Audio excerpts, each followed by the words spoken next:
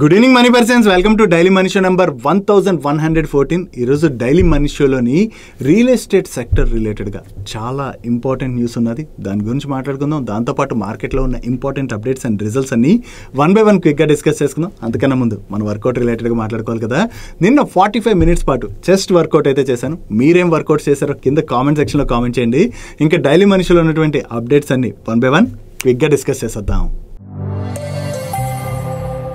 ముందుగా market update చూసినట్లయితే ఈ రోజు సెషన్ లో సెన్సెక్స్ 446 పాయింట్స్ పెరిగి 81,337 పాయింట్స్ కి క్లోజ్ అయినట్లయితే నిఫ్టీ 140 పాయింట్స్ పెరిగి 24,821 పాయింట్స్ కి క్లోజ్ అయింది. అండ్ ఈ రోజు సెషన్ లో మిడ్ క్యాప్ ఇండెక్స్ 0.83% పెరిగినట్లయితే స్మాల్ క్యాప్ ఇండెక్స్ 0.92% పెరిగింది. అండ్ బ్యాంక్ నిఫ్టీ 0.24% పెరిగింది. ఈ రోజు మార్నింగ్ నుంచి ఆల్మోస్ట్ ఫ్లాట్ గా ట్రేడ్ అవుతున్నటువంటి మన ఇండియన్ మార్కెట్ లోని సెకండ్ హాఫ్ లోని కొంత పాజిటివ్ మూమెంటం బిల్డ్ అయింది కదా. దానికి రీజన్ ఈ రోజు నిఫ్టీ పెరిగినటువంటి 140 పాయింట్స్ లోని రిలయన్స్ ఇండస్ట్రీస్ 43 పాయింట్స్ కంట్రిబ్యూట్ చేసినట్లయితే రిలయన్స్ గ్రూప్ కి చెందినటువంటి జియో ఫైనాన్షియల్ సర్వీసెస్ కూడా 10 పాయింట్స్ పైనే కంట్రిబ్యూట్ చేసింది. ఈ జియో ఫైనాన్షియల్ సర్వీసెస్ పెరగడానికి ఒక ఇంపార్టెంట్ రీజన్ ఉన్నది. దాని గురించి నేను ఆల్రెడీ న్యూస్ లో డిస్కస్ చేశాను. అండ్ దీంతో పాటుగా ఈ రోజు ఏషియన్ పెయింట్స్ రిజల్ట్స్ కూడా వచ్చాయి. ఈ Asian paints results market expect చేసిన దానికన్నా కూడా బెటర్ గానే రావడం జరిగింది. యాక్చువల్లీ పెయింట్ ఇండస్ట్రీలోని కంటిన్యూస్ గా కాంపిటీషన్ పెరుగుతుండడంతో ఈ పెయింట్ కంపెనీస్ అయితే ప్రెషర్ ని ఫేస్ చేస్తున్నాయి కదా. సో దాంతో ఈసారి కూడా ఏషియన్ పెయింట్స్ వీక్ నెంబర్స్ ని డెలివర్ చేయొచ్చని మార్కెట్ ఎక్స్పెక్ట్ చేసిన దానికన్నా కూడా కొంత బెటర్ నెంబర్స్ ని డెలివర్ చేసేసరికి ఏషియన్ పెయింట్ స్టాక్ కూడా పాజిటివ్ గా రియాక్ట్ అవడం జరిగింది. ఇలా లార్జ్ క్యాప్ స్పేస్ లో ఉన్నటువంటి కొన్ని కంపెనీస్ వేరియస్ రీజన్స్ తోని పాజిటివ్ గా రియాక్ట్ అవడంతో ఓవరాల్ గా ఈ రోజు నిఫ్టీ అయితే 140 పాయింట్స్ పెరిగింది. కాకపోతే ఇక్కడ ఇన్వెస్టర్స్ ఒక ఇంపార్టెంట్ థింగ్ అయితే గుర్తుపెట్టుకోవాలి. మనం ఆల్రెడీ డిస్కస్ చేసుకున్నాం కదా. ఈ రోజు రేపు యుఎస్ ఫెడ్ మీటింగ్ అయితే జరుగుతున్నది. అండ్ ఈ ఫెడ్ మీటింగ్ రేపు మన మార్కెట్ క్లోజ్ అయిన తర్వాత నైట్ కి వస్తుంది. ఈసారి యుఎస్ ఫెడ్ దగ్గర నుంచి రేట్ కట్స్ రిలేటెడ్ గా మార్కెట్ దగ్గర నుంచి ఎటువంటి ఎక్స్పెక్టేషన్స్ లేకపోయినా కూడా ట్రంప్ టారిఫ్స్ రిలేటెడ్ గా డిసిషన్ తీసుకున్న తర్వాత యుఎస్ లోని ఇన్ఫ్లేషన్ కొంత అయితే పెరుగుతున్నది కదా. సో యుఎస్ ఎకానమీ రిలేటెడ్ గా ఇన్ఫ్లేషన్ రిలేటెడ్ గా అది యుఎస్ ఫెడ్ దగ్గర నుంచి ఎటువంటి స్టేట్మెంట్స్ వస్తాయన్నది మనం ట్రాక్ చేయడం ఇంపార్టెంట్. ఒకవేళ యుఎస్ ఫెడ్ దగ్గర నుంచి రేపు నైట్ ఏవైనా నెగిటివ్ స్టేట్మెంట్స్ గనక వచ్చినట్లయితే దాని వలన థర్స్డే రోజు మన మార్కెట్ లోని కొంత ప్రెషర్ కనపడేటువంటి అవకాశం అయితే డెఫినెట్ గా ఉన్నది. నెక్స్ట్ ఈ రోజు సెషన్ లోని జియో ఫైనాన్షియల్ సర్వీసెస్ స్టాక్ లో మనకి చాలా పాజిటివ్ మూమెంటం కనపడింది కదా. దీనికి రీజన్ ఏంటంటే ఈ జియో ఫైనాన్షియల్ సర్వీసెస్ వాళ్ళ బోర్డు రేపు మీట్ అయ్యి ఫండ్ రైజ్ ప్రపోజల్ అయితే కన్సిడర్ చేయబోతున్నట్టుగా ప్రీవియస్ గానే అనౌన్స్ చేశారు. అండ్ ఈ ఫండ్ రైజ్ లోని జియో ఫైనాన్షియల్ సర్వీసెస్ యొక్క ప్రమోటర్స్ అండ్ అంబానీ ఫ్యామిలీ కలిపి టోటల్ గా 10,000 crores వరకు ఫండ్ ఇన్ఫ్యూజ్ చేసేటువంటి అవకాశం ఉన్నదని. సో ఈ ఫండ్ ఇన్ఫ్యూజ్ చేయడం ద్వారా జియో ఫైనాన్షియల్ సర్వీసెస్ లోని ప్రమోటర్ గ్రూప్ 4 to 5% వరకు స్టేక్ ని అక్వైర్ చేయొచ్చు. దీని ద్వారా ఓవరాల్ గా జియో ఫైనాన్షియల్ సర్వీసెస్ లో వీళ్ళకి ఉన్నటువంటి స్టేక్ ని 51% కి పెంచుకోవడానికి చూస్తున్నారని చెప్పి మీడియా ప్లాట్ఫామ్స్ అయితే రిపోర్ట్ చేస్తున్నాయి. సో ఎప్పుడైతే promoter group Jio financial services లోని ఫండ్ ఇన్ఫ్యూజ్ చేస్తుందని అప్డేట్ వచ్చిందో దాంతోనే స్టాక్ అయితే పాజిటివ్ గా రియాక్ట్ అయింది. ఆల్రెడీ వీళ్ళైతే మల్టిపుల్ బిజినెస్ ని స్టార్ట్ చేస్తున్నారు కదా. దానికి వీళ్ళకి రెగ్యులేటరీ అప్రూవల్స్ కూడా వచ్చాయి. వీళ్ళ mutual fund business already start చేసేసారు. అండ్ అలాగే వీళ్ళకి అడ్వైజరీ రిలేటెడ్ గా కూడా సెబీ దగ్గర నుంచి అప్రూవల్ వచ్చింది. దాని గురించి మనం డిస్కస్ చేసుకున్నాం కూడా. సో కొత్తగా ఏదైతే ఈ ఫండ్ కంపెనీలోకి రాబోతున్నదో దాని ద్వారా వీళ్ళ బిజినెస్ ని స్ట్రాంగ్ గా గ్రో చేయడానికి హెల్ప్ఫుల్ అయ్యేటువంటి అవకాశం ఉండడంతోనే ఈ రోజు సెషన్ లోని స్టాక్ అయితే పాజిటివ్ గా రియాక్ట్ అయింది. నెక్స్ట్ ఓఎన్జీసీ వాళ్ళు BP exploration limited and Reliance industries limited వాళ్ళతోని జాయింట్ ఆపరేటింగ్ అగ్రిమెంట్ లోకి ఎంటర్ అవడం జరిగింది. దీనిలో భాగంగా వీళ్ళందరూ కలిసి Saurashtra basin offshore block exploration related గా వర్క్ చేయబోతున్నారు. నెక్స్ట్ అదానీ పవర్ వాళ్ళ దగ్గర నుంచి ఒక ఇంపార్టెంట్ అప్డేట్ వచ్చింది. వీళ్ళ బోర్డు ఈ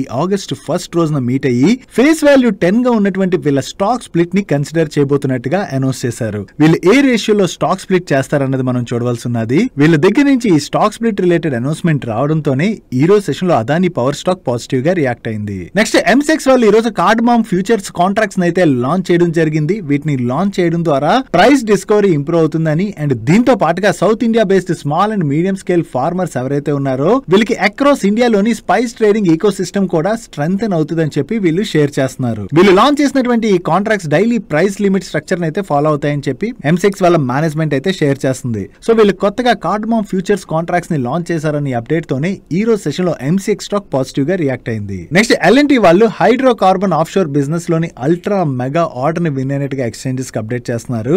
వీళ్ళకి ఈ ఆర్డర్ మిడిల్ ఈస్ట్ కి చెందినటువంటి ఒక ప్రెస్టీజియస్ క్లయింట్ దగ్గర నుంచి వచ్చిందని అండ్ ఈ ఆర్డర్ లో భాగంగా ఎగ్జిస్టింగ్ ఫెసిలిటీస్ అప్గ్రేడేషన్ వర్క్స్ తో పాటుగా న్యూ ప్యాకేజెస్ రిలేటెడ్ గా కూడా వీళ్ళు ఈపీసీ వర్క్స్ అయితే చేయవలసి ఉన్నది. దీన్ని అల్ట్రా మెగా ఆర్డర్ అని వీళ్ళు అంటున్నారంటే ఈ ఆర్డర్ వాల్యూ 15,000 crores పైనే ఉంటుంది. వీళ్ళు కొత్తగా ఇలా ఆర్డర్స్ విన్ అవుతుండడంతో ఎల్ఎన్టీ వాళ్ళ ఆర్డర్ బుక్ కూడా స్ట్రాంగ్ గా గ్రో అవుతుంది కాబట్టి ఇది L&T వాళ్ళ రిలేటెడ్ గా మనం పాజిటివ్ గా చూడొచ్చు. డైలీ మార్కెట్ లో వచ్చేటువంటి ఇటువంటి ఇంపార్టెంట్ ఇన్ఫర్మేషన్ ని మీతో డీటెయిల్ గా షేర్ చేయడానికి మన మనీ పర్స్ టీమ్ ఏవైతే ఎఫర్ట్స్ పెడుతుందో ఆ ఎఫర్ట్స్ కనుక మీకు హెల్ప్ఫుల్ అవుతున్నట్లయితే మన వీడియోని మర్చిపోకుండా లైక్ చేయడానికి ప్రయత్నించండి. అండ్ మీరు ఇదే ఫస్ట్ టైం మన మనీ పర్స్ ఛానల్కి వచ్చినట్లయితే మా నుంచి వచ్చేటువంటి ఇంట్రెస్టింగ్ వీడియోస్ని రెగ్యులర్గా ఫాలో అవడానికి మన ఛానల్ని సబ్స్క్రైబ్ చేసుకుంటూ పక్కనున్న బెల్ ఐకాన్లోని ఆల్ నోటిఫికేషన్స్ యాక్టివేట్ చేసుకోండి. నెక్స్ట్ ఈ రోజు నుంచి ఓపెన్ అవుతున్నటువంటి ఆదిత్య ఇన్ఫోటెక్ ఐపీఓ గురించి మనం ఇప్పుడు బ్రీఫ్ గా డిస్కస్ చేసుకుందాం. ఈ కంపెనీ గురించి మనం మాట్లాడుకోవాలంటే మీరు ఇక్కడ స్క్రీన్ పైన చూడొచ్చు. వీళ్ళు మెయిన్లీ సెక్యూరిటీ సర్వేలెన్స్ రిలేటెడ్ గా అంటే సీసీటీవీ కెమెరాస్ అండ్ దాని రిలేటెడ్ ప్రొడక్ట్స్ ని మ్యానుఫ్యాక్చర్ చేసి సెల్ చేసేటువంటి కంపెనీ. ఓవరాల్ గా వీళ్ళ దగ్గర 3 బ్రాండ్స్ ఉన్నాయి. దీనిలో ఈ సీసీటీవీ కెమెరాస్ గురించి ఎవరికైతే ఐడియా ఉంటుందో వాళ్ళకి ఆల్రెడీ ఈ సిపి ప్లస్ బ్రాండ్ గురించి అయితే ఐడియా ఉంటుంది. ఎందుకంటే ఇది ఫేమస్ బ్రాండ్ ఈ సీసీటీవీ కెమెరాస్ లోని. అండ్ ఈ సిపి ప్లస్ నుంచే వీళ్ళకి మెజారిటీ ఆఫ్ ది రెవెన్యూస్ అయితే వస్తున్నాయి. అండ్ దీని తర్వాత ఈ దాహువా అనేటువంటి బ్రాండ్ ఏదైతే ఉన్నదో ఇది ఒక చైనీస్ కంపెనీతోని టైఅప్ లో భాగంగా వీళ్ళు మ్యానుఫ్యాక్చర్ చేసి సెల్ చేస్తున్నటువంటి బ్రాండ్. అండ్ ఈ దాహువా బ్రాండ్ అండర్ లోని వీళ్ళు మెయిన్లీ అడ్వాన్స్ సీసీటీవీ కెమెరాస్ అయితే మ్యానుఫ్యాక్చర్ చేసి సెల్ చేస్తారు. ఎగ్జాంపుల్ గా మనం మాట్లాడుకోవాలంటే ట్రాఫిక్ సిగ్నల్స్ దగ్గర మన నెంబర్ ప్లేట్స్ అనేది ఐడెంటిఫై చేసేటువంటి కెమెరాస్ ఉంటాయి కదా,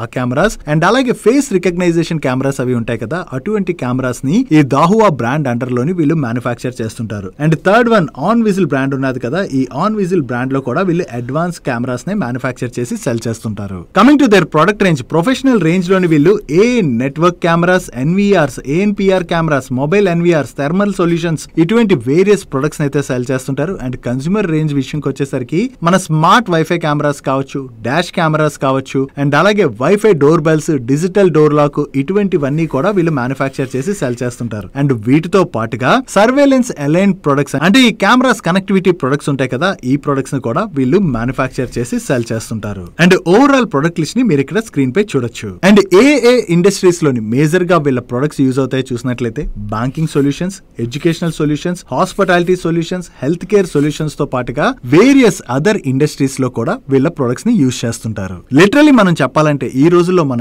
ఇంటి దగ్గర నుంచి ఎడ్యుకేషనల్ ఇన్స్టిట్యూషన్స్ కావచ్చు, హాస్పిటల్స్ కావచ్చు, హోటల్స్ కావచ్చు, ఎక్కడైతే సర్వేలెన్స్ కావాలో అటువంటి ప్లేసెస్ అన్నిటిలో కూడా వీళ్ళ ప్రొడక్ట్స్ అయితే యూజ్ అవుతాయి. And coming to the market share, వీళ్ళ సిపి ప్లస్ బ్రాండ్ గురించి మనం ఇందాక మాట్లాడుకున్నాం కదా, ఈ సర్వేలెన్స్ ప్రొడక్ట్స్ లోని వీళ్ళ సిపి ప్లస్ బ్రాండ్ ఏదైతే ఉన్నది ఇది చాలా ఫేమస్ బ్రాండ్. సో వీళ్ళు టోటల్ గా 20.8% మార్కెట్ షేర్ ని హోల్డ్ చేస్తున్నారు. అంటే ఆల్మోస్ట్ 21% మార్కెట్ షేర్ ని అయితే హోల్డ్ చేస్తున్నారు. అంటే ఈ సెగ్మెంట్ లోని వీళ్ళు one of the highest market share ని హోల్డ్ చేస్తున్నట్టుగా మనం అర్థం చేసుకోవచ్చు. And coming to the revenue split, వీళ్ళకి CCTV cameras, NVRs, DVRs and PTZ cameras నుంచే 78.95% రెవెన్యూ కంట్రిబ్యూషన్ వస్తున్నట్లయితే అదర్ ప్రొడక్ట్స్ అండ్ సర్వీసెస్ నుంచి 21% రెవెన్యూ కంట్రిబ్యూషన్ వస్తుంది. మేజర్లీ ప్రెసెంట్ మనం చూసినట్లయితే వేరియస్ స్టేట్ గవర్నమెంట్స్ దగ్గర నుంచి మ్యాండేట్స్ వస్తున్నాయి కదా, అంటే కంపల్సరీ ఎడ్యుకేషన్ ఇన్స్టిట్యూషన్ కావచ్చు, హోటల్ కావచ్చు, షాపింగ్ మాల్స్ కావచ్చు, ప్రతి ఒక్క చోట సీసీటీవీ కెమెరాస్ అయితే యూజ్ చేయాలని చెప్పి గవర్నమెంట్స్ రూల్స్ పాస్ చేస్తున్నాయి కదా. దీనిలో మనం చూసినట్లయితే గుజరాత్, బీహార్, అస్సాం తో పాటుగా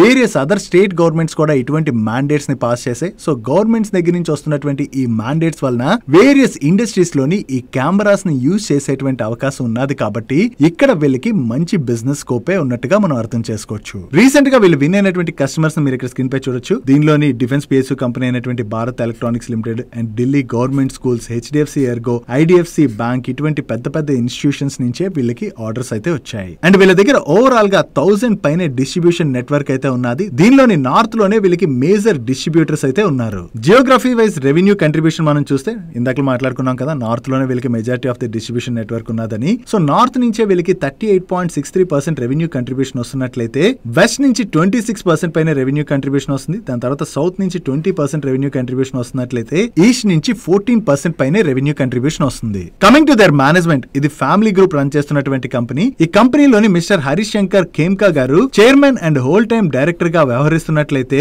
ఆదిత్య ఖేమ్కా గారు ప్రమోటర్ అండ్ మేనేజింగ్ డైరెక్టర్ గా వ్యవహరిస్తున్నారు. అండ్ రిమైనింగ్ బోర్డ్ మెంబర్స్ ని మీరు ఇక్కడ స్క్రీన్ పై చూడొచ్చు. Coming to the share holding pattern, ఈ కంపెనీలోని ఆదిత్య ఖేమ్కా గారే 55% పైన స్టేక్ ని హోల్డ్ చేస్తున్నట్లయితే ఆయన తర్వాత Hari Khemka business family trust 17% పైన స్టేక్ ని హోల్డ్ చేస్తుంది. అండ్ రిషి ఖేమ్కా గారు 13% పైన స్టేక్ ని హోల్డ్ చేస్తున్నారు. ఓవరాల్ గా వీళ్ళ ఫ్యామిలీ గ్రూపే 87% స్టేక్ ని హోల్డ్ చేస్తుంది. అండ్ ఐపీఓలో ఫర్దర్ డీటెయిల్స్ లోకి వెళ్లే ముందు యాంకర్ బుక్ అయితే ఆల్రెడీ రిలీజ్ అయింది. అండ్ స్ట్రాంగ్ యాంకర్ పార్టిసిపేషన్ కూడా ఈ ఐపీఓలోని కనబడుతున్నది. సో దీన్ని బట్టి ఈ ఐపీఓకి ఎంత డిమాండ్ ఉన్నదో మీరు అర్థం చేసుకోవచ్చు. సో జనరల్లీ డిమాండ్ ఉన్నటువంటి ఐపీఓలోని మనం పార్టిసిపేట్ చేయాలంటే మనం ఒక్కళ్ళ పేరు మీద డిమాట్ అకౌంట్ లో ఐపీఓకి అప్లై చేసాం అనుకోండి మనకి ఐపీఓ అలాట్ అయ్యేటువంటి ఛాన్స్ తక్కువ ఉంటుంది కాబట్టి మన ఫ్యామిలీ మెంబర్స్ పేరు మీద కూడా ఐపీఓ అప్లికేషన్ వేసినట్లయితే అలాట్మెంట్ ఛాన్సెస్ అనేవి కొంచెం పెరుగుతాయి. సో ఒకవేళ మీ ఫ్యామిలీ మెంబర్స్ పేరు మీద డీమ్యాట్ అకౌంట్ కనుక లేనట్లయితే మన ఛానల్ ద్వారా మీకు ఏదైనా హెల్ప్ఫుల్ అయినట్లయితే మన ఛానల్ రిఫరల్ లింక్ ని యూజ్ చేసి మీరు డీమ్యాట్ అకౌంట్ అయితే ఓపెన్ చేసుకోవచ్చు. మన channel referral links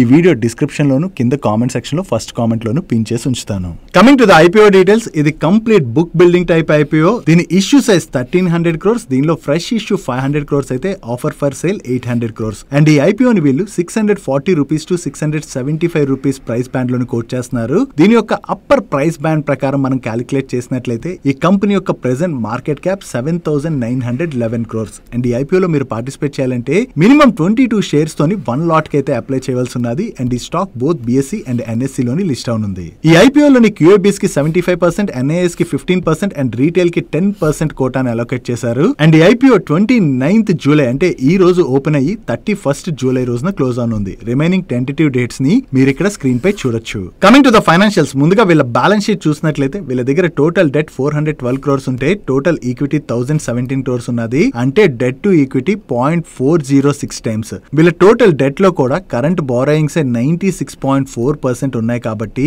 debt to ఈక్విటీని మనం ఆల్మోస్ట్ నెగ్లిజిబుల్ కిందే కన్సిడర్ చేయొచ్చు. అండ్ వీళ్ళ P&L స్టేట్మెంట్ విషయంకి వచ్చేసరికి ఫైనాన్షియల్ ఇయర్ 23 నుంచి ఫైనాన్షియల్ ఇయర్ 25 ఇన్ బిట్వీన్ వీళ్ళ ఆపరేటింగ్ రెవెన్యూలోని 16.71% CAGR చొప్పున గ్రోత్ డెలివర్ చేసినట్లయితే ఆపరేటింగ్ ఎబిటాలో 24% CAGR చొప్పున గ్రోత్ డెలివర్ చేయడం జరిగింది. అండ్ ప్యాట్ లోని 80% CAGR చొప్పున గ్రోత్ డెలివర్ చేశారు. అండ్ వీళ్ళు కన్సిస్టెంట్ గా నియర్లీ 8% వరకు ఎబిటా మార్జిన్స్ ని జనరేట్ చేస్తున్నట్లయితే ఫాలోయింగ్ 2 years లోని 4% ప్యాట్ మార్జిన్స్ ని జనరేట్ చేస్తే 2025 లో మీరు చూడండి వీళ్ళ ప్యాట్ మార్జిన్స్ ఏకంగా 11% కి జంప్ అయ్యాయి. దానికి రీజన్ ఏంటంటే ఈ ఫైనాన్షియల్ ఇయర్ లోని వీళ్ళకి ఎక్సెప్షనల్ గెయిన్ వచ్చి యాడ్ అయింది. సో ఈ ఎక్సెప్షనల్ గెయిన్ ని మనం జనరల్లీ కన్సిడర్ చేసి చూడకూడదు కాబట్టి ఆ ఎక్సెప్షనల్ గెయిన్ ని తీసేసి మనం క్యాలిక్యులేట్ చేసాం అనుకోండి వీళ్ళ ప్యాట్ లోని ఇన్ఫాక్ట్ 5% డీ గ్రోత్ డెలివర్ చేశారు. అండ్ ఈ ఫైనాన్షియల్ ఇయర్ లోని వీళ్ళ ప్యాట్ మార్జిన్స్ కూడా తగ్గాయి. Coming to the peer comparison, listed space లోని వీళ్ళ పియర్ గ్రూప్ కంపెనీస్ ఏవి కూడా లిస్ట్ అయ్యలేదు. వీళ్ళకి మెయిన్లీ అన్లిస్టెడ్ స్పేస్ లోనే కాంపిటేటర్స్ ఉన్నారు. సో అన్లిస్టెడ్ స్పేస్ లోని కాంపిటేటర్ కంపెనీస్ ఏ ఉన్నాయి అండ్ వాళ్ళ రిలేటెడ్ గా డీటెయిల్స్ ని మీరు ఇక్కడ స్క్రీన్ పై చూడొచ్చు. Coming to the return ratios, వీళ్ళు 34% ROE జనరేట్ చేస్తున్నట్లయితే 33% ROCE జనరేట్ చేస్తున్నారు. అండ్ వాల్యుయేషన్ పార్ట్ కి వచ్చేసరికి వీళ్ళు ఈ ఐపీఓని 20 times PE లో కోట్ చేస్తున్నట్లయితే 2.54 times ప్రైస్ టు సేల్స్ లోని and 32.92 times EV by EBITDA లో కోట్ చేస్తున్నారు. అంటే ఈ ఐపీఓని వీళ్ళు బెటర్ వాల్యుయేషన్ కే కోట్ చేస్తున్నట్టుగా మనం అర్థం చేసుకోవచ్చు. కాకపోతే మనం ఒక ఐపీఓ రిలేటెడ్ గా మాట్లాడుకునేటప్పుడు ఆ కంపెనీ రిలేటెడ్ గా ఉన్నటువంటి రిస్క్స్ కూడా అర్థం చేసుకోవాలి కదా. వీళ్ళు రిలేటెడ్ గా ఉన్నటువంటి రిస్క్స్ విషయంకి వచ్చేసరికి వీళ్ళు ఎక్కువగా కాంపోనెంట్స్ ని చైనా నుంచే ఇంపోర్ట్ చేసుకుంటున్నారు కాబట్టి ప్రెసెంట్ చైనాతో మనకు ఉన్నటువంటి రిలేషన్షిప్ ఎప్పుడైనా బ్యాడ్ అయినా ఒకవేళ చైనా వీళ్ళకి ఎక్స్పోర్ట్ చేసేటువంటి కాంపోనెంట్స్ పైన ఏమైనా రిస్ట్రిక్షన్స్ విధించినా దాని వల్ల ఓవరాల్ గా వీళ్ళ మ్యానుఫాక్చరింగ్ ఇంపాక్ట్ అవుతుంది కాబట్టి చైనా రిలేటెడ్ గా వీళ్ళకి రిస్క్ ఉన్నదన్నది మనం అర్థం చేసుకోవచ్చు. అండ్ అంతేకాకుండా వీళ్ళకు ఉన్నటువంటి సెకండ్ బ్రాండ్ చైనీస్ టైప్ తోని కొన్ని ప్రొడక్ట్స్ ని మ్యానుఫాక్చర్ చేస్తున్నారు కదా. ఒకవేళ ఆ చైనీస్ కంపెనీతో వీళ్ళకు ఉన్నటువంటి రిలేషన్షిప్ దెబ్బతిన్నది అనుకోండి ఆ సెగ్మెంట్ లోని వీళ్ళకి 24% పైన రెవెన్యూ కంట్రిబ్యూషన్ వస్తున్నది కాబట్టి దానిపైన కూడా ఇంపాక్ట్ పడేటువంటి అవకాశం అయితే ఉన్నది. Now coming to the conclusion, ఈ ఐపీఓ రిలేటెడ్ గా మా వ్యూని షేర్ చేసే ముందు స్టాండర్డ్ డిస్క్లైమర్, ఈ ఐపీఓ రిలేటెడ్ గా మేము ఏదైతే ఇన్ఫర్మేషన్ ని షేర్ చేసామో ఇది కేవలం మీ ఎడ్యుకేషన్ పర్పస్ కోసం యూజ్ చేసుకుని దీని రిలేటెడ్ గా ఫర్దర్ గా రీసెర్చ్ చేసి మీ ఇన్వెస్ట్మెంట్ డిసిషన్ తీసుకోవడం అన్నది బెటర్. ఒకవేళ మీ అంతటా మీరు ఒక కంపెనీని అనలైజ్ చేయలేకపోయినట్లయితే మీ ఫైనాన్షియల్ అడ్వైజర్ సలహా తీసుకోవడం అన్నది మంచిది. నో ఈ ఐపీఓ రిలేటెడ్ గా మా వ్యూని షేర్ చేయాలంటే ఇక్కడ వీళ్ళకి 2 అడ్వాంటేజెస్ ఉన్నాయి. ఒకటి వీళ్ళు ఐపీఓని బెటర్ వాల్యుయేషన్ కే కోట్ చేస్తున్నారు. అండ్ అంతే కాకుండా వీళ్ళకి లిస్టెడ్ లోని కాంపిటేటర్స్ ఎవరు కూడా లేరు కదా. జనరల్లీ లిస్టెడ్ లో కాంపిటేటర్స్ లేనప్పుడు మార్కెట్ లోని ఆ కంపెనీకి ఆ కాంపిటీషన్ లేనటువంటి అడ్వాంటేజ్ అయితే దొరుకుతుంది. లాంగ్ టర్మ్ లో కావచ్చు, షార్ట్ టర్మ్ లో కావచ్చు. సో దాని పరంగా ఈ కంపెనీకి అయితే అడ్వాంటేజ్ ఉన్నట్టుగానే మనం అర్థం చేసుకోవచ్చు. దట్ యాంకర్ పార్టిసిపేషన్ కూడా బాగానే ఉన్నది కాబట్టి షార్ట్ టర్మ్ లో కూడా ఐపీఓ రిలేటెడ్ గా మంచి డిమాండే కనపడేటువంటి అవకాశం ఉన్నది. నెక్స్ట్ TCS తో పాటుగా వేరియస్ ఐటీ కంపెనీస్ దగ్గర నుంచి జాబ్ కట్స్ రిలేటెడ్ గా కంటిన్యూస్ గా అనౌన్స్మెంట్స్ వస్తున్నాయి కదా. దీంతో నాస్కామ్ వాళ్ళు ఏం ప్రెడిక్ట్ చేస్తున్నారంటే ఈ ఇయర్ లోని ఐటీ సెక్టర్ లోని మరిన్ని జాబ్ కట్స్ అయితే చూసేటువంటి అవకాశం ఉన్నదని చెప్పి వీళ్ళు ప్రెడిక్ట్ చేస్తున్నారు. దానికి కారణం యుఎస్ ఎకానమీ స్లో డౌన్ అవడంతో ఐటీ కంపెనీస్ కి వచ్చేటువంటి ప్రాజెక్ట్స్ కూడా కొంత తగ్గుతున్నాయి. సో దీని వలన ఐటీ సెక్టర్ లోని ఈ ప్రాబ్లం కనపడుతున్నది. దీంతో పాటు ఇప్పుడు ఏఐ ట్రాన్స్ఫర్మేషన్ స్ట్రాంగ్ గా జరుగుతూ ఆటోమేషన్ సైడ్ అయితే ఐటీ ఇండస్ట్రీ మూవ్ అవుతున్నది కదా. దీని వల్ల కూడా మరిన్ని జాబ్ కట్స్ అయితే మనం చూసేటువంటి అవకాశం ఉన్నదని చెప్పి వీళ్ళు ప్రెడిక్షన్స్ ని రిలీజ్ చేయడం జరిగింది. జనరల్లీ ఐటీ సెక్టర్ ఇంపాక్ట్ అయింది అనుకోండి ఓవరాల్ గా దాని యొక్క ఇంపాక్ట్ మన ఎకానమీ పైన పడుతుంది. ఎందుకంటే మన దగ్గర ఐటీ జాబ్స్ చేసే వాళ్ళు చాలా ఎక్కువ మంది ఉంటారు. చెప్తున్నారు. ఒకవేళ ఐటీ సెక్టర్ లోని ఇదే స్లో డౌన్ కొన్నాళ్ళు కంటిన్యూ అయ్యి జాబ్ కట్స్ జరగడం, సాలరీస్ హైక్ అవ్వకపోవడం ఇటువంటివి కనుక జరిగాయి అనుకోండి, కన్స్యూమర్ స్పెండింగ్ అనేది బాగా తగ్గుతుంది. కాబట్టి దీని వల్ల వేరియస్ సెక్టర్స్ పైన మనం ఆ ఇంపాక్ట్ చూసేటువంటి అవకాశం ఉన్నది. వీటన్నిటిలోని మనం మెయిన్ గా మాట్లాడుకోవాలంటే ఐటీ సెక్టర్ బూమ్ గనక కంటిన్యూ అయింది అనుకోండి, ఆ టైంలోని రియల్ ఎస్టేట్ సెక్టర్ లోని మంచి డిమాండ్ అనేది కనపడుతుంది. చాలా మంది ఇల్లులు కొనుక్కునేటువంటి అవకాశం ఉంటుంది. కాబట్టి రియల్ ఎస్టేట్ సెక్టర్ లో మంచి డిమాండ్ కనపడుతుంది. బట్ ఇప్పుడు ఐటీ సెక్టర్ లోని స్లో డౌన్ కనపడినట్లయితే పాత ప్రాజెక్ట్స్ ఏవైతే కన్స్ట్రక్ట్ అయిపోయి ఉన్నాయో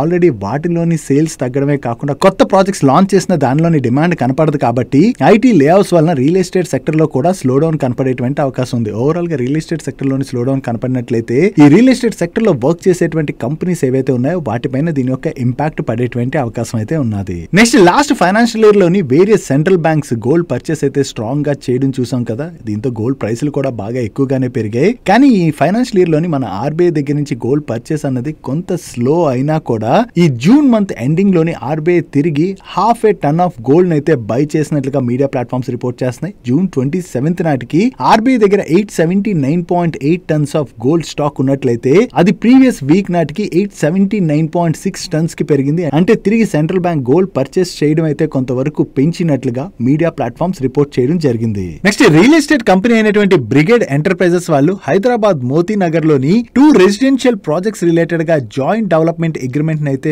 సైన్ చేసినట్టుగా అప్డేట్ చేస్తున్నారు. టోటల్ గా దీనిలోని 1 million square feet development potential అయితే ఉన్నదని అండ్ దీని ద్వారా వీళ్ళకి 970 crores రెవెన్యూ పొటెన్షియల్ అయితే జనరేట్ అవ్వచ్చు అని చెప్పి వీళ్ళు ఎస్టిమేట్ చేస్తున్నారు. సో వీళ్ళు కొత్తగా ఏవైతే ఈ ప్రాజెక్ట్స్ ని డెవలప్ చేస్తున్నారో ఒకవేళ ఈ ప్రాజెక్ట్స్ కి కస్టమర్స్ దగ్గర నుంచి మంచి రెస్పాన్స్ వచ్చి సేల్స్ గనక బాగా జరిగాయి అనుకోండి, అది బ్రిగేడ్ ఎంటర్ప్రైజెస్ వాళ్ళకి పాజిటివ్ కానుంది. బట్ హైదరాబాద్ మార్కెట్ విషయంకి వచ్చేసరికి ప్రెసెంట్ రియల్ ఎస్టేట్ డిమాండ్ లో అయితే కొంత స్లో డౌన్ కనపడుతున్నది. ఒకవేళ ఈ వీడియో చూస్తున్న వాళ్ళలోని హైదరాబాద్ నుంచి ఎంతమంది ఉన్నారో మీ ఏరియాలోని రియల్ ఎస్టేట్ డిమాండ్ ఎలా ఉన్నది, అంటే ఒక్కొక్క ఏరియాలోని డిమాండ్ ఒకలా ఉంటుంది కదా, సో మీ ఏరియాలోని డిమాండ్ ఎలా ఉన్నదో కింద కామెంట్ సెక్షన్ లోని షేర్ చేయడానికి ప్రయత్నించండి. నెక్స్ట్ ఎలక్ట్రిక్ 2 వీలర్స్ ని మ్యానుఫ్యాక్చర్ చేసేటువంటి ఎథర్ ఎనర్జీ వాళ్ళు మన ఇండియన్ కామర్స్ మినిస్ట్రీతోని ఒక ఎంఓయూ అయితే సైన్ చేయడం జరిగింది. ఈ ఎంఓయూ లో భాగంగా గవర్నమెంట్ ఆఫ్ ఇండియా క్లీన్ మొబిలిటీని అయితే యాక్సలరేట్ చేయడానికి చూస్తున్నది కదా, దీనికోసం అని చెప్పి ఎథర్ ఎనర్జీ వాళ్ళు కూడా వర్క్ చేయబోతున్నట్లుగా అండ్ ఎథర్ ఎనర్జీ వాళ్ళు దీనికోసం అని చెప్పి మన ఇండియాలోని డీప్ టెక్ స్టార్ట్అప్స్ ఏవైతే ఉన్నాయో ఈ డీప్ టెక్ స్టార్ట్అప్స్ ని మెంటర్ చేయడం ద్వారా మన ఇండియాలోని ఎమర్జింగ్ ఈవీ ప్లేయర్స్ కి అయితే సపోర్ట్ చేయడంతో పాటుగా ఇన్ఫ్రాస్ట్రక్చర్ డెవలప్మెంట్ రిలేటెడ్ గా కూడా సపోర్ట్ సర్వీసెస్ ని అందించబోతున్నట్లుగా షేర్ చేస్తున్నారు. ఓవరాల్ గా మన కంట్రీలోని క్లీన్ మొబిలిటీని అయితే డ్రైవ్ చేయడానికి గవర్నమెంట్ చూస్తున్నది కదా, సో దీనికి గాను ఎథర్ ఎనర్జీ వాళ్ళు కూడా గవర్నమెంట్ తోని జాయిన్ అయ్యారు. కాబట్టి ఇది ఎథర్ ఎనర్జీ వాళ్ళ రిలేటెడ్ గా మనం పాజిటివ్ గా చూడొచ్చు. నెక్స్ట్ వేరియస్ ఇన్ఫ్రా వర్క్స్ చేసేటువంటి పిఎన్సీ ఇన్ఫ్రాటెక్ వాళ్ళ రిలేటెడ్ గా ఒక పాజిటివ్ అప్డేట్ ఉన్నది. వీళ్ళు south eastern coal fields limited వాళ్ళు ఫ్లోట్ చేసిన టెండర్ లో పార్టిసిపేట్ చేసి L1 బిడ్డర్ గా సెలెక్ట్ అయ్యారు. అండ్ దీనిలో భాగంగా వీళ్ళు ఛత్తీస్గఢ్ లోని ఒక కోల్ ప్రాజెక్ట్ రిలేటెడ్ గా వేరియస్ వర్క్స్ అయితే చేయవలసి ఉన్నది. అండ్ ఈ కాంట్రాక్ట్ వాల్యూ అప్రాక్సిమేట్లీ 2900 crores పైనే. అండ్ ఈ కాంట్రాక్ట్ ని వీళ్ళు 5 years పీరియడ్ లోని ఎగ్జిక్యూట్ చేయవలసి ఉన్నది. వీళ్ళు కొత్తగా ఏదైతే ఈ కాంట్రాక్ట్ విన్ అయ్యారో ఇది పిఎన్సీ ఇన్ఫ్రాటెక్ వాళ్ళ రిలేటెడ్ గా మనం పాజిటివ్ గా చూడొచ్చు. నెక్స్ట్ ఫార్మా కంపెనీ అయినటువంటి సెనోరస్ ఫార్మాసిటికల్స్ వాళ్ళ రిలేటెడ్ గా ఒక నెగిటివ్ అప్డేట్ ఉన్నది. వీళ్ళ సబ్సిడరీ కంపెనీకి చెందినటువంటి యుఎస్ఏ లో ఉన్న మ్యానుఫ్యాక్చరింగ్ ఫెసిలిటీలో యుఎస్ ఎఫ్డిఏ వాళ్ళు ఈ జూలై 21 నుంచి జూలై 25 మధ్యన ఇన్స్పెక్షన్ అయితే కండక్ట్ చేయడం జరిగింది. ఈ ఇన్స్పెక్షన్ ముగియడంతో వీళ్ళ మ్యానుఫ్యాక్చరింగ్ ప్లాంట్ కి ఫార్మ్ 483 తోని 3 అబ్జర్వేషన్స్ ఇష్యూ చేశారు. సో ఈ అబ్జర్వేషన్స్ ఏవైతే వచ్చాయో వాటి రిలేటెడ్ గా వీళ్ళు యుఎస్ ఎఫ్డిఏ తోని క్లోజ్ గా వర్క్ చేసి రిజాల్వ్ చేసుకుంటామని చెప్తున్నారు. వీటిని వీళ్ళు త్వరగా రిజాల్వ్ చేసుకోవాల్సి ఉన్నది. నెక్స్ట్ కాస్మో ఫస్ట్ వాళ్ళు పెట్ కేర్ ఇండస్ట్రీలో కూడా వాళ్ళ బిజినెస్ ని స్ట్రాంగ్ గా ఎక్స్పాండ్ చేయడానికి ప్రయత్నిస్తున్నారు కదా. దీనిలో భాగంగా వీళ్ళు doctor Shanta animal health care అయితే ఎక్వైర్ చేయడానికి బిజినెస్ ట్రాన్స్ఫర్ అగ్రిమెంట్ లోకి ఎంటర్ అవడం జరిగింది. ఈ ఎక్విజిషన్ అయితే 36 months లో కంప్లీట్ అవుతుందని చెప్పి వీళ్ళ మేనేజ్మెంట్ షేర్ చేస్తుంది. సో ఈ కంపెనీని ఎక్వైర్ చేయడం ద్వారా ఈ కంపెనీకి ఆల్రెడీ యానిమల్ హెల్త్ కేర్ లో ఏదైతే బిజినెస్ ఉన్నదో అది కాస్మో ఫస్ట్ వాళ్ళకి వచ్చి యాడ్ అవుతుంది. కాబట్టి దీని ద్వారా ఓవరాల్ గా పెట్ కేర్ ఇండస్ట్రీలో వీళ్ళ బిజినెస్ అయితే స్ట్రాంగ్ గా ఎక్స్పాండ్ చేయడానికి వీళ్ళు ప్రయత్నిస్తున్నట్టుగా మనం అర్థం చేసుకోవచ్చు. డైలీ మార్కెట్ లో వచ్చేటువంటి ఇటువంటి ఇంపార్టెంట్ ఇన్ఫర్మేషన్ ని మీతో డీటెయిల్ గా షేర్ చేయడానికి మన మనీ పర్స్ టీమ్ ఏవైతే ఎఫర్ట్స్ పెడుతుందో ఆ ఎఫర్ట్స్ కనుక మీకు హెల్ప్ఫుల్ అవుతున్నట్లయితే మన వీడియోని మర్చిపోకుండా లైక్ చేయడానికి ప్రయత్నించండి. నెక్స్ట్ అరవింద్ ఫ్యాషన్స్ వాళ్ళ నెంబర్స్ వచ్చి ఈ క్వార్టర్ లో వీళ్ళ నెంబర్స్ అయితే చాలా బాగున్నాయి. లాస్ట్ ఇయర్ సేమ్ క్వార్టర్ తో కంపేర్ చేస్తే ఈ క్వార్టర్ లో వీళ్ళ ఆపరేటింగ్ రెవెన్యూలోను ఎబిటాలోను మంచి గ్రోత్ డెలివర్ చేశారు. And last year same quarter లోనే వీళ్ళు 1 crore ప్యాట్ జనరేట్ చేసినట్లయితే ఈ క్వార్టర్ లోని వీళ్ళు 13 crores ప్యాట్ జనరేట్ చేయడం జరిగింది. అంటే ఇయర్ లోని వీళ్ళ ప్రాఫిట్ లోని 980% పైన గ్రోత్ డెలివర్ చేసినట్టుగా మనం అర్థం చేసుకోవచ్చు. ఈ ప్యాట్ లో ఇంత జంప్ కనపడడానికి రీజన్ ఏంటంటే వీళ్ళు ప్రీవియస్ గా ఏవైతే కొన్ని బిజినెస్ సరిగ్గా పెర్ఫార్మ్ చేయవో ఆ పెర్ఫార్మ్ చేయనటువంటి బిజినెస్ అయితే వీళ్ళు డిస్కంటిన్యూ చేయడం జరిగింది. సో వీళ్ళ కంటిన్యూడ్ ఆపరేషన్స్ ఏవైతే ఉన్నాయో వాటి నుంచి అయితే వీళ్ళ ప్యాట్ లోని మంచి గ్రోత్ డెలివర్ చేశారు. అండ్ ఈ కంపెనీ గురించి మనం మాట్లాడుకోవాలంటే రీసెంట్ గానే వీళ్ళ new managing director and CEO గా అమిషా జైన్ గారిని అపాయింట్ చేశారు కదా. దాని గురించి మనం ఆ టైంలోని డీటెయిల్ గా మాట్లాడుకున్నాం. ఇవిడికి ఉన్నటువంటి ఎక్స్పీరియన్స్ గురించి అది అండ్ ఇది కంపెనీకి ఏ విధంగా హెల్ప్ఫుల్ అవుతుంది ప్రతి ఒక్కటి డీటెయిల్ గా డిస్కస్ చేసుకున్నాం. దీంతో ఆ టైంలో స్టాక్ పాజిటివ్ గా రియాక్ట్ అయింది. ఇప్పుడు మళ్ళీ రిజల్ట్స్ బాగుండేసరికి కూడా స్టాక్ పాజిటివ్ గా రియాక్ట్ అయింది. అండ్ ప్రెసెంట్ ఈ కంపెనీలో ఏదైతే ఈ ట్రాన్స్ఫర్మేషన్ జరుగుతున్నదో దాంతోనే మీరు ఇక్కడ అబ్జర్వ్ చేసినట్లయితే డిఏఎస్ కూడా వాళ్ళ షేర్ హోల్డింగ్ అన్నది కంటిన్యూస్ గా పెంచుకుంటూ వస్తున్నారు. ఆల్మోస్ట్ 2024 జూన్ నాటికి డిఏఎస్ హోల్డింగ్ ఈ కంపెనీలోని నియర్లీ 12% ఉంటే అది ఇప్పుడు 23.61% కి పెరిగింది. ఓవరాల్ గా వీళ్ళు ఏవైతే చేంజెస్ చేసుకుంటూ వస్తున్నారో దాని ద్వారా ఫ్యూచర్ లోని మంచి గ్రోత్ డెలివర్ చేసేటువంటి అవకాశాలు అయితే ఉన్నాయి. నెక్స్ట్ గో డిజిట్ వాళ్ళ నెంబర్స్ వచ్చి ఈ క్వార్టర్ లో వీళ్ళ నెంబర్స్ అయితే బాగున్నాయి. వీళ్ళ గ్రాస్ రిటర్న్ ప్రీమియం లోని ఇయర్ ఆన్ ఇయర్ లో మంచి గ్రోత్ డెలివర్ చేశారు. అండ్ ప్యాట్ లో కూడా వీళ్ళు మంచి గ్రోత్ డెలివర్ చేయడం జరిగింది. అండ్ వీళ్ళ combined ratio last year same quarter తో కంపేర్ చేస్తే ఈ క్వార్టర్ లో పెరిగింది. కానీ లాస్ట్ ఫైనాన్షియల్ ఇయర్ తో కంపేర్ చేసినట్లయితే ఈ ఫైనాన్షియల్ ఇయర్ ఫస్ట్ క్వార్టర్ లోని వీళ్ళ కంబైన్డ్ రేషియో తగ్గింది, విచ్ ఇస్ గుడ్. ఈ కంబైన్డ్ రేషియో అంటే ఏంటంటే ఈ ఇన్సూరెన్స్ కంపెనీస్ మన దగ్గర నుంచి కలెక్ట్ చేసేటువంటి ప్రీమియమ్స్ ఉంటాయి కదా, ఈ ప్రీమియం నుంచి వీళ్ళు పే చేసేటువంటి క్లైమ్స్ కావచ్చు, వీళ్ళ ఎక్స్పెన్సెస్ కావచ్చు, ఇవన్నీ తీసేయగా వీళ్ళకి మిగిలేటువంటి అమౌంట్ ఏదైతే ఉంటుందో అదే ఇన్సూరెన్స్ కంపెనీస్ కి వచ్చేటువంటి ప్రాఫిట్. సో వీళ్ళ కంబైన్డ్ రేషియో ఏదైతే ఉంటుందో అది 100% కన్నా ఎంత బిలో ఉంటే అంత మంచిది. సో లాస్ట్ ఫైనాన్షియల్ ఇయర్ తో కంపేర్ చేస్తే ఈ ఫైనాన్షియల్ ఇయర్ ఫస్ట్ క్వార్టర్ లో వీళ్ళ కంబైన్డ్ రేషియో తగ్గింది కాబట్టి ఇది వీళ్ళు రిలేటెడ్ గా పాజిటివ్ గా చూడొచ్చు. ఇంకా వీళ్ళ కంబైన్డ్ రేషియో ఫ్యూచర్ లోని ఫర్దర్ గా తగ్గవలసి ఉన్నది. నెక్స్ట్ పారాదీప్ ఫాస్ఫేట్స్ వాళ్ళ నెంబర్స్ వచ్చి ఈ క్వార్టర్ లో వీళ్ళ నెంబర్స్ అయితే చాలా బాగున్నాయి. లాస్ట్ ఇయర్ సేమ్ క్వార్టర్ తో కంపేర్ చేసిన ప్రీవియస్ క్వార్టర్ తో కంపేర్ చేసిన ఈ క్వార్టర్ లో వీళ్ళ ఆపరేటింగ్ రెవెన్యూలో చాలా మంచి గ్రోత్ డెలివర్ చేశారు. And last year same quarter లో వీళ్ళు జస్ట్ 5 crores ప్యాట్ జనరేట్ చేసినట్లయితే ప్రీవియస్ క్వార్టర్ లో 160 crores ప్యాట్ జనరేట్ చేయడం జరిగింది. అండ్ ఈ క్వార్టర్ లో వీళ్ళు 255 crores ప్యాట్ జనరేట్ చేశారు. ఈ క్వార్టర్ లోని స్ట్రాంగ్ ఫెర్టిలైజర్ సేల్స్ వలన వీళ్ళ నెంబర్స్ లోని మంచి గ్రోత్ డెలివర్ చేసినట్టుగా వీళ్ళ మేనేజ్మెంట్ అయితే షేర్ చేస్తుంది. ఓవరాల్ గా వీళ్ళ నెంబర్స్ బాగుండడంతో ఈ రోజు సెషన్ లో పారాదీప్ ఫాస్ఫేట్ స్టాక్ పాజిటివ్ గా రియాక్ట్ అయింది. అండ్ అంతేకాకుండా స్ట్రాంగ్ ఫెర్టిలైజర్ సేల్స్ జరిగినట్లుగా వీళ్ళ దగ్గర నుంచి ఈ అప్డేట్ రావడంతో రిమైనింగ్ ఫెర్టిలైజర్ స్టాక్స్ లో కూడా ఈ రోజు ఈ పాజిటివ్ మూమెంటం అన్నది కనపడింది.